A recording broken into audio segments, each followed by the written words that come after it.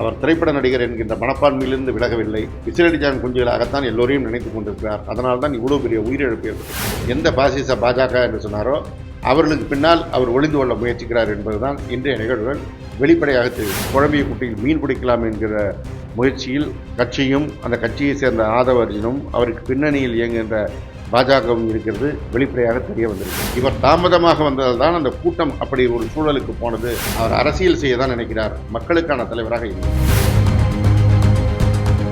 செந்தில் பாலாஜி குறித்து கேள்வி எழுப்புகிறார்கள். செந்தில் பாலாஜி மாத்திரம் அன்றைக்கு மருத்துவமனையில் இல்லை. மருத்துவமனைக்கு போனவங்களுக்கு தெரியும். அங்கே அதிமுகவை சேர்ந்த முன்னாள் அமைச்சர் விஜயபாஸ்கரும் அந்த இடத்தில் இருந்தார். அவரும் பொதுமக்களுக்கு உதவி செய்ய தான் வந்தார், தவறாக சொல்ல. அதிமுகவும் அந்த நேரத்தில் பொதுமக்களுக்கு உதவி செய்ய விஜயபாஸ்கரோடு அதிமுகவை சேர்ந்த நிர்வாகிகள் பலரும் அங்கே இருந்தார்கள்.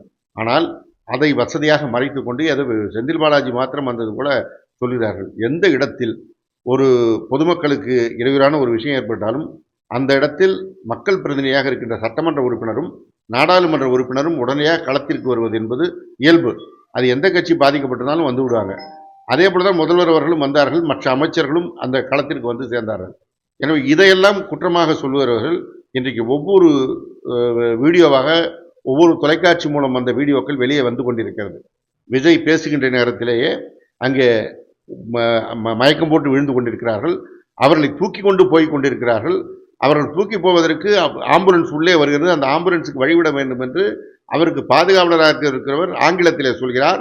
அதை கேட்டுவிட்டு விஜய் ஆம்புலன்ஸுக்கு வழிவிடுங்க, உள்ள வரட்டும்னு சொல்றார்.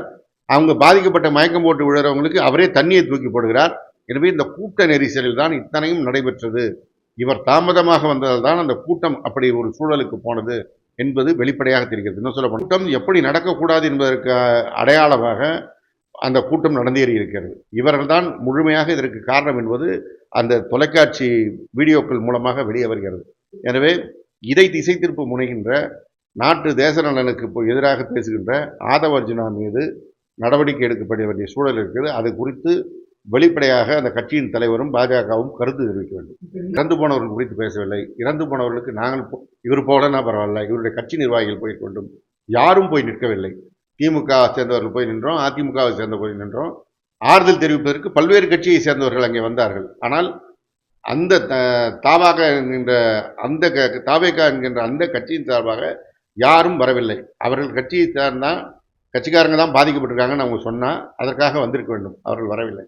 ஆனால் அது குறித்து இரங்கல் தெரிவிக்கவோ அங்கே பாதிக்கப்பட்டவர்களுக்கு வருத்தம் தெரிவிக்கவோ முன்வராமல் இதை எப்படி அரசியல் நோக்கத்தில் கொண்டு போகலாம் என்கிற நோக்கத்தில் தான் அவர் பேசுகிறார். அவர் பேசியிருப்பதில் முதலில் முதலமைச்சர் என் கட்சியை சேர்ந்தவர்கள் பாதிக்கப்பட்டிருந்தாலும் இறந்து போனாலும் அவர்களுக்காக போய் களத்தில் நின்றதற்கு நன்றி சொல்கிறேன் என்று சொல்லியிருக்க வேண்டும்.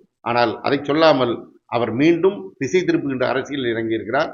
தன்னை கைது செய்வார்கள் என்று ஒரு செய்தியை சொல்றாருன்னா அவர் அரசியல் செய்ய தான் நினைக்கிறார், மக்களுக்கான தலைவராக இல்லை. இன்றைக்கு அண்ணாமலை மிக வெளிப்படையாக கரூர் வீதிகளில் நின்று கொண்டு விஜய்க்கு ஆதரவாக பேசியிருக்கிறார். அங்கே நடந்த சம்பவத்தையே மாற்றி சொல்கிறார். எனவே பாஜக என்ன டிசைனில் இறங்கியிருக்கிறது இப்படி வெளிப்படையாக தெரியுது. அவர்கள் ஒரு குழுவை உண்மை அறியும் குழுவை அனுப்புகிறார்கள். அதில் ஒருவரும் தமிழ் தெரிந்தவங்க இல்லை, எல்லாமே ஹிந்திக்காரங்களை அனுப்பி இங்கே கருத்து அண்ணாமலையை சொல்ல சொல்லி அந்த கருத்தை எடுத்து கொண்டு போகிறாங்கன்னா அவர்கள் இன்றைக்கு விஜய்க்கு ஆதரவாக இறங்கியிருக்கிறார்கள். எந்த பாசிச பாஜக என்று சொன்னாரோ அவர்களுக்கு பின்னால் அவர் ஒளிந்து கொள்ள முயற்சிக்கிறார் என்பதுதான் இன்றைய நிகழ்வுகள் வெளிப்படையாக தெரிவிக்கிறது.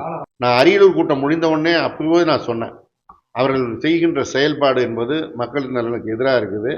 இங்கே உள்ளே வருவதற்கு தாமதப்படுத்தி வந்ததற்கு காரணம் கூட்டம் கூட வேண்டும் தான். அதை தான் இன்றைக்கு மீண்டும் வெளிப்படுத்தி இருக்கிறது. தன்னுடைய வாகனத்தில் விளக்க போட்டால் வந்திருக்கவங்க பார்த்துட்டு போயிடுவாங்க, கூட்டம் பேசுகிறதுக்கு வரமாட்டாங்கன்னு விளக்கை அணைத்து கொண்டு ஷட்டரை இழுத்து மூடிக்கொண்டு அந்த கூட்டத்தை பேசுகிற இடம் வரைக்கும் அவர் அழைத்து போகிறார். எந்த அரசியல் கட்சி தலைவரும் செய்ய துணியாத காரியம் தமிழ்நாட்டில் அவர் செய்திருக்கின்ற காரியம். அவர் இன்றும் அன்னைக்கு நான் சொன்னது தான், அவர் திரைப்பட நடிகர் என்கின்ற மனப்பான்மையிலிருந்து விலகவில்லை. விசிலடிஜான் குஞ்சுகளாகத்தான் எல்லோரையும் நினைத்துக் கொண்டிருக்கிறார். அதனால் தான் இவ்வளவு பெரிய உயிரிழப்பு ஏற்பட்டிருக்குது. இது தமிழ்நாட்டிற்கு ஒரு மிகப்பெரிய இழப்பாக இந்த 41 உயிர்கள் போனது இருக்கிறது. ஆனால் அவர்கள் அதை அரசியலாக்க பார்க்கிறார்கள். தொடர்ந்து இவர்களை மாணவர்களையோ மற்ற இளைஞர்களையோ அரசியல் ரீதியாக அரசியல் மயப்படுத்துகின்ற பணியை எல்லா கட்சியும் செய்து கொண்டிருக்கிறார்கள். ஆனால் கல்லூரி முடிகின்ற பருவத்தில் அவர்களுடைய வாழ்க்கையினுடைய இன்னும் முழு சூழல் தெரியாமல் அவர்கள் இருக்கின்றவர்கள் என்ற போது இந்த மனப்பான்மையில் இருக்கலாம். ஆனால் மெல்ல அவர்கள் மாறுவார்கள் என்ற நம்பிக்கை தான் நமக்கு வேண்டும். கரூர் சம்பவம் தமிழ்நாட்டிற்கு ஒரு தலைவர் எப்படி இருக்க வேண்டும், ஒரு தலைவர் எப்படி இருக்கக்கூடாது என்பதை உணர்த்தி இருக்கிறது. யாருக்காக அந்த கூட்டம் கூடியதோ, யார் பேசுவதை கேட்பதற்காக கூடியதோ, யாரால் அந்த பாதிப்பு ஏற்பட்டதோ அந்த நபர் சென்னைக்கு சென்று விட்டார். ஆனால் அவர்கள் எந்த கட்சியை சேர்ந்தவர்களாக இருந்தாலும் தமிழ்நாட்டு மக்கள் அவர்களுக்கான பிரதிநிதியாக முதலமைச்சர் நாம் என்ற முறையில் மாண்புமிகு தமிழ்நாடு முதலமைச்சர் தளபதி அவர்கள் அன்றைக்கு நள்ளிரவே கரூர் விரைந்து வந்து பாதிக்கப்பட்ட மக்களுக்கு ஆறுதல் கூறி அவர்களுக்கான நிவாரணத்தை வழங்கி உயிரிழந்தவர்களுக்கு அஞ்சலி செலுத்தி அங்கிருந்து சென்றார். ஒரு தலைவர் எப்படி இருக்க வேண்டும் என்பதற்கு உதாரணமாக அவர் இருக்கிறார். ஒரு தலைவர் எப்படி இருக்கக்கூடாது என்பதற்கு யாருக்காக அவர்கள் உயிரை இழந்தார்களோ அவர் அங்கிருந்து ஓடி சென்றது தான் உணர்த்தி இருக்கிறது. இன்றைக்கு பாஜகவுடைய நெருக்கடிகளுக்காக ஒரு வீடியோவை வெளியிட்டு திசை திருப்புகின்ற முயற்சியில் அவர் இறங்கியிருப்பது என்பது மக்களிடத்தில் மிக வெளிப்படையாக அவர் எப்போ நோக்கத்தோடு செயல்படுகிறார் என்பதை வெளிப்படுத்துகின்றது. அதே போல அவருடைய தலைமையின் கீழ் இயங்குகின்ற அந்த ஆதவ அர்ஜுனா என்பவர் அந்த கட்சியினுடைய முக்கிய நிர்வாகியாக அறியப்படுகிறவர். அந்த கட்சி இயங்குவதற்கு பெருமளவில் பணத்தை செலவு செய்யக்கூடியவர் என்று சொல்லப்படக்கூடியவர் ஒரு ட்வீட்டை நள்ளிரவு நேரத்தில் வெளியிடுகிறார்.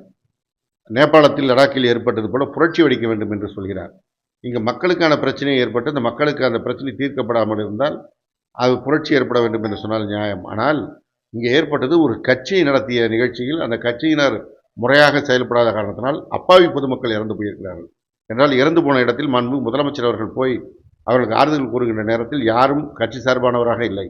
கூட்டத்தில் வேடிக்கை பார்க்க போனவர்கள் ஒரு நடிகரை பார்க்க போன பள்ளி பிள்ளைகள், பெண்கள் என்று தான் இறந்து போயிருக்கிறார்கள். அதே போல மருத்துவ சிகிச்சையில் இருக்கின்றவும் அப்படித்தான் இருக்கிறார்கள்.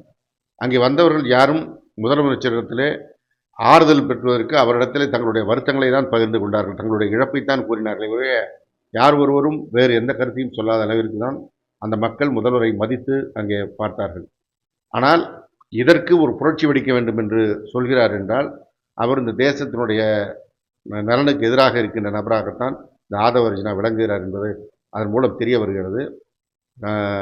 பொது வழியிலே பொதுமக்களுக்கான கருத்தை வெளியிடுகிற போது பாஜக அவர்களை அர்பன் நக்சல்கள் என்று சொல்வது வழக்கம். ஆனால் இன்றைக்கு ஒரு நபர் நேபாளத்திலே லடாக்கிலே ஏற்பட்டது போல் புரட்சி வெடிக்க வேண்டும் என்று சொல்கிறார். அந்த நபர் மீது எந்த கருத்தையும் சொல்லாமல் பாஜக இருக்கிறது என்றால் பாஜக அவர்களுக்கு ஆதரவாக இருக்கிறது, பின்னணியில் இருக்கிறது என்பதுதான் இதன் மூலம் தெரிய வருகிறது. மக்களை இந்த நேரத்தில் திசை திருப்பி அதில் எப்படி குழம்பிய குட்டையில் மீன் பிடிக்கலாம் என்கிற முயற்சியில் அந்த கட்சியும் அந்த கட்சியை சேர்ந்த ஆதவ அர்ஜுனும் அவருக்கு பின்னணியில் இயங்குகின்ற பாஜகவும் இருக்கிறது வெளிப்படையாக தெரிய வந்திருக்கிறது.